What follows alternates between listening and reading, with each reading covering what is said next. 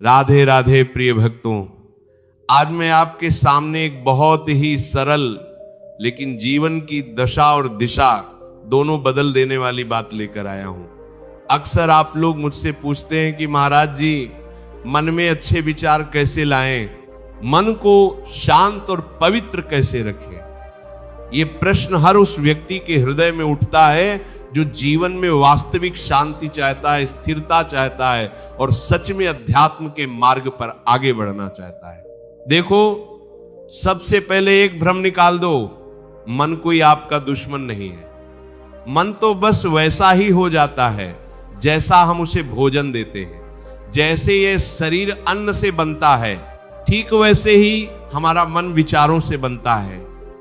अक्सर लोग आकर कहते हैं कि महाराज जी, मेरे मन में गलत विचार अपने आप आ जाते हैं, नकारात्मक सोच अपने आप हावी हो जाती है। लेकिन बेटा, सत्य यह है कि अपने आप कुछ भी नहीं आता।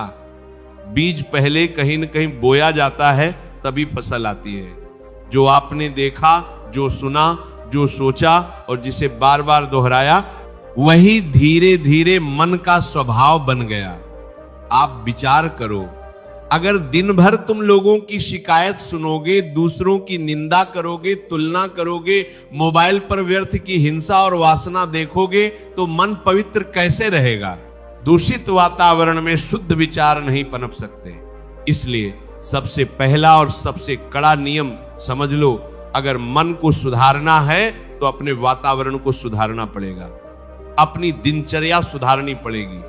सुबह उठते ही सबसे पहले आप क्या करते हो? मोबाइल उठाते हो, संसार की खबरें देखते हो? नहीं, यह विष है। सुबह उठते ही संसार की आवाज मत सुनो, उठते ही उस परमात्मा का, अपने इष्ट का नाम लो, चाहे एक ही नाम हो, राधा, राम, कृष्ण, लेकिन उसे पूरे प्रेम और भाव से लो। मन को दिन का पहला आदेश वही होना चाहिए। जिस मन को तुम सुबह दिशा नहीं दोगे, वह दिन भर तुम्हें इधर उधर घसीटता रहेगा। याद रखना, मन एक बच्चे की तरह है। उसे जो सिखाओगे वो वही सीखेगा। अगर तुम उसे डरना सिखाओगे तो वह डरपोक बनेगा। अगर तुम उसे क्रोध करना सिखाओगे तो वह क्रोधी बनेगा। और अगर तुम उसे विश्वास और प्रेम सिखाओगे तो वह मजबूत बनेगा। अच्छे विचार लाने का अर्थ ये कतई नहीं है कि बुरे विचार कभी आएंगे ही नहीं। हम मनुष्य हैं, बुरे विचार आना स्वाभाविक है। प्रश्न यह है कि तुम उन्हें अपने भीतर बैठने देते हो या नहीं। संतों ने बड़ा सुंदर उदाहरण दिया है। पक्षी का सिर के ऊपर से उड़ जाना तुम्हारे वश में नहीं है, लेकिन वह तुम्हारे सिर पर घोंसला बना ले, यह तुम्हारी अनुमति से होता है। जब भी कोई नकारात्मक विचार आए, कोई काम, क्रोध या लोभ का विचार आए, तो उससे लयो मत। अगर लयोगे तो वह और ताकतवर हो जाएगा। बस उसे साक्षी भाव से देखो और मन ही मन कह दो, ये मेरा विचार नहीं है, ये केवल एक आगंतुक है, एक मेहमान है, इसे जाना है। और तुरंत अपने मन को भगवान के नाम में लगा दो। नाम में बहुत शक्ति है। नाम स्मरण का अर्थ केवल शब्द दोहराना नहीं होता। नाम स्मरण का अर्थ होता है कि तुम अपने आप को याद दिला रहे हो कि तुम अकेले नहीं हो। सर्वशक्तिमान ईश्वर तुम्हारे साथ है। जब मन ये मान लेता है कि मेरे साथ मेरे प्रभु हैं, तभी भय कम होता है, चिंता कम होती है और अच्छे विचार जन्म लेते हैं। लोग पूछते हैं कि महाराज जी, मन बहुत भटकता है, क्या करें? मैं कहता हूं, मन तो भटकेगा ही। जिसने मन को पूरी तरह स्थिर कर लिया, वह तो शरीर में रहते हुए भी मुक्त हो गया। लेकिन निरंतर अभ्यास से यह भटकाव कम हो जाता है। जैसे नदी जब तक सागर या किनारे को न पाले तब तक इधर उधर बहती है, वैसे ही भक्ति और विश्वास मन के दो किनारे हैं। एक और बहुत बड़ी बात समझ लो, मन खाली रहेगा तो शैतान का घर बनेगा। मन को व्यस्त रखो, लेकिन व्यर्थ के कार्यों में नहीं, सार्थक कार्यों में व्यस्त रखो। सार्थक कार्यों में व्यस्त रखो, तसंग सुनो, अच्छे ग्रंथ पढ़ो, किसी दीन दुखी की सहायता करो, किसी के लिए प्रार्थना करो। जब मन किसी और के लिए अच्छा सोचता है, तभी वह स्वयं अच्छा बनता है। स्वार्थी मन कभी पवित्र नहीं हो सकता। अक्सर मन इसलिए भी अशांत रहता है क्योंकि हम हर समय परिणाम की चिंता करते हैं। मैंने यह किया, इसका फल क्या होगा, उसने मेरे साथ ऐसा क्यों किया, मुझे ये कब मिलेगा। देखो, ये सब प्रश्न मन को कमजोर बनाते हैं। तुम्हारा अधिकार केवल कर्म पर है, परिणाम का पूरा बोझ भगवान पर छोड़ दो। जिस दिन तुमने ये सूत्र सीख लिया कि जो मेरे नियंत्रण में नहीं है उसके लिए मैं चिंता नहीं करूंगा, उसी दिन तुम्हारी आधी नकारात्मकता समाप्त हो जाएगी। चिंता भविष्य की बीमारी है और पछतावा अतीत की बीमारी है। अच्छे विचार केवल वर्तमान में जन्म लेते हैं।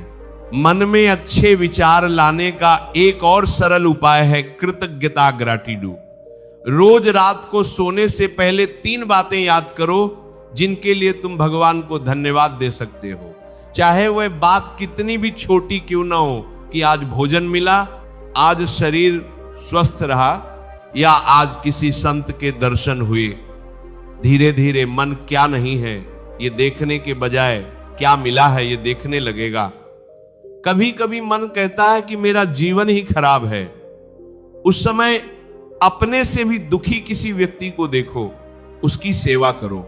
जब तुम किसी के आंसू पोंछते हो तब तुम्हारे मन की गांठ अपने आप ढीली पड़ जाती है। याद रखो, मन को आदेश देने से नहीं, उदाहरण देने से सुधारा जाता है।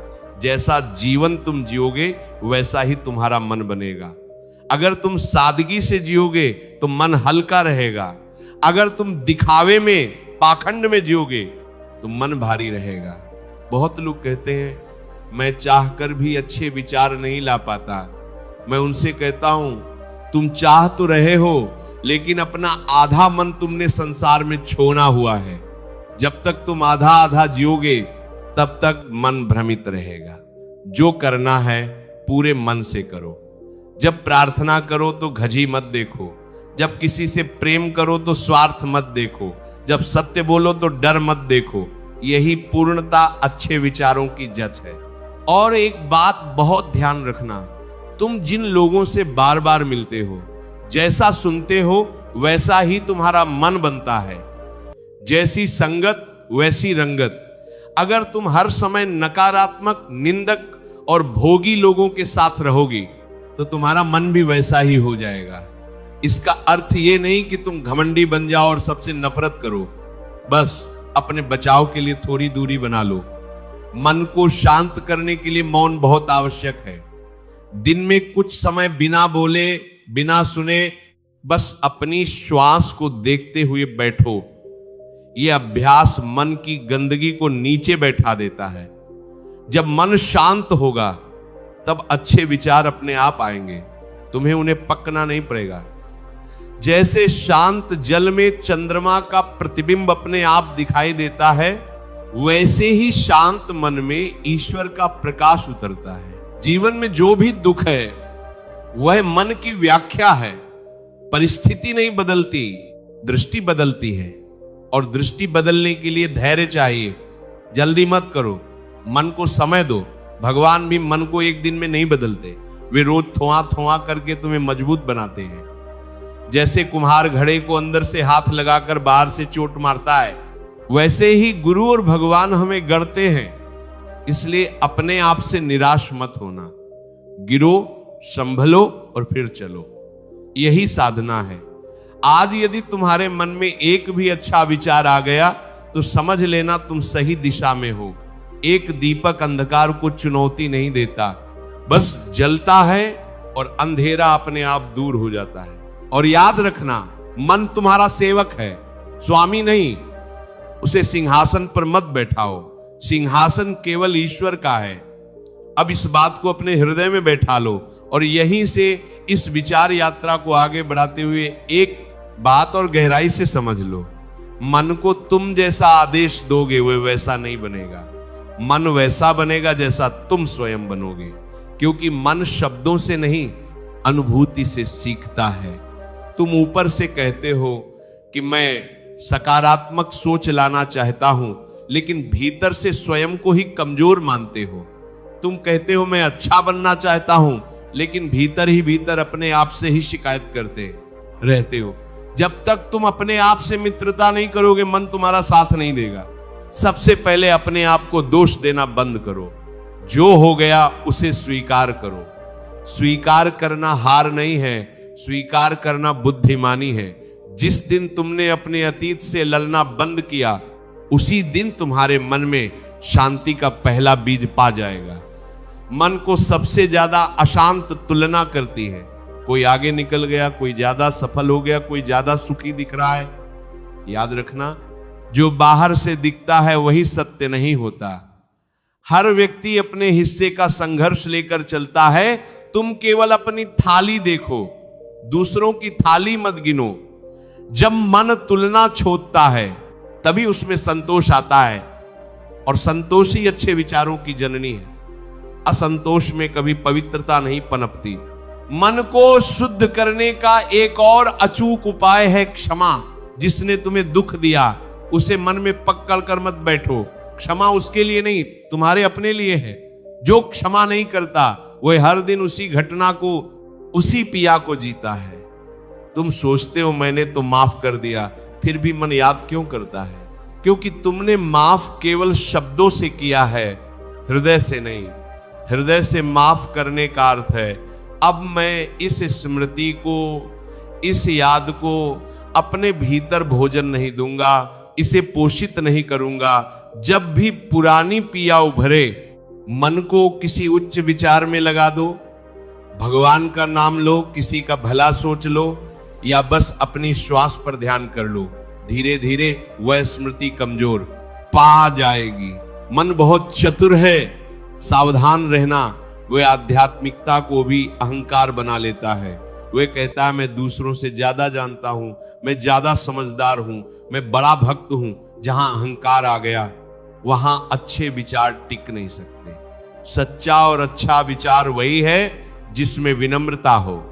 जैसे फल से लदा हुआ पैर झुक जाता है, वैसे ही ज्ञानी और भक्त विनम्र हो जाता है। जो झुकना नहीं सीखता वह आंधी में टूट जाता है। मन में बार बार भय आता है, भविष्य का भय, असफलता का भय, अपमान का भय। भय इसलिए आता है क्योंकि तुम अपने आप को अकेला मानते हो। जिस दिन तुम्हें यह अनुभव हो गया कि मेरा जीवन एक बहुत बड़ी योजना के अंतर्गत चल रहा है और उस योजना का रचयिता मेरा गोविंद है, उस दिन भय कमजोर हो जाएगा। ईश्वर पर विश्वास का अर्थ ये नहीं कि जीवन में दुख नहीं आएगा। विश्वास का अर्थ है कि दुख आएगा, लेकिन मैं टूटूंगा नहीं क्योंकि मेरा सहारा मजबूत है।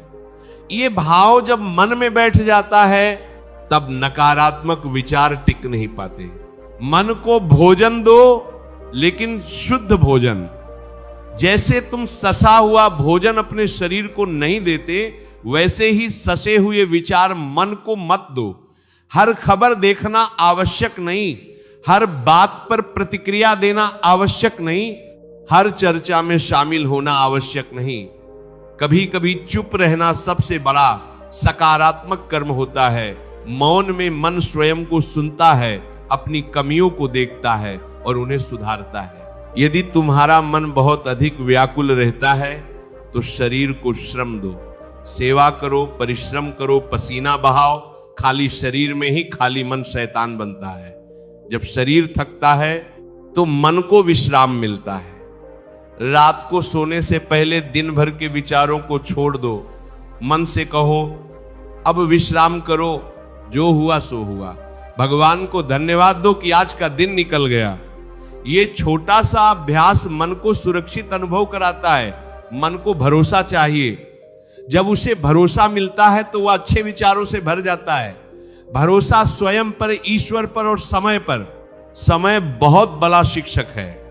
जो आज तुम्हें भारी लग रहा है वही कल तुम्हें मजबूत बनाएगा। इसीलिए कठिन समय में मन को यह याद दिलाते रहो, यह भी गुजर जाएगा। और अंत में इतना ही समझ लो कि अच्छे विचार कोई चमत्कार नहीं है, वे निरंतर अभ्यास का फल हैं। जैसे कुएं से रोज पानी निकालोगे तो साफ पानी आएगा, रुक जाओगे तो पानी गंदा हो जाएगा। तुम प्रयास करते रहो, आज थोड़ा कल थोड़ा। भगवान तुम्हारे प्रयास को देखते हैं, तुम्हारी सफलता को नहीं। तो उठो, और आज से ही अपने मन को एक मंदिर बनाने का संकल्प लो, कुआ घर नहीं। अगर ये विचार, ये सत्संग आपके हृदय तक पहुंचा हो तो इसे केवल अपने तक मत रखना। इस वीडियो को लाइक करें, चैनल को सब्सक्राइब करें और बेल आइकन जरूर दबाएं, ताकि ऐसे ही जीवन बदलने वाले विचार आपको निरंतर मिलते रहे। कमेंट में पूरे भाव और प्रेम के साथ लिखिएगा, राधे राधे।